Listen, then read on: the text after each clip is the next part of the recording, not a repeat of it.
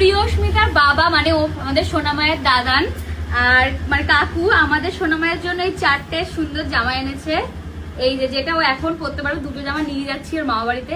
এই দুটো, এই একটা আর একটা, আর এই দুটো একটু বড় হলে পরবে। আর এইগুলো না এত সফট কাপড়, সোনামা কিন্তু এখন এইগুলোই পরে, এই যে এই জামাগুলোই এখন পরে। আর এরকম না প্রিয়স্মিতাও একটা ওর জন্য নিয়ে এসেছে, ওটাও বড় বলে পরাতে পারছে না, এটাও খুব সুন্দর সুতির বাটি প্রিন্টের ছাপা।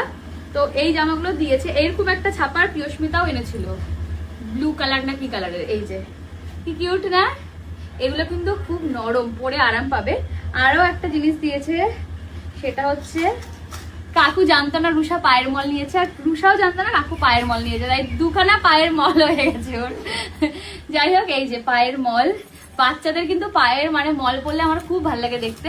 তাই রুষা যেটা বলছিল, তুমি আগে থেকে যদি আমাকে বলতে তাহলে আমি পায়ের মল নেয় না পায়ের তোড়া আনতাম, যেহেতু ও মেয়েরা কিন্তু পায়ের মল প্লাস তোড়া দুটোই পরতে পারে। তো যাই হোক, আমাদের পায়ের মলটাও সোনামায়ের দুখানা হয়ে গেছে, একটু ঘুরিয়ে ফিরিয়ে পড়বে এখানে। তো তোমাদের কেমন লাগলো এই সোনামায়ের জিনিসগুলো?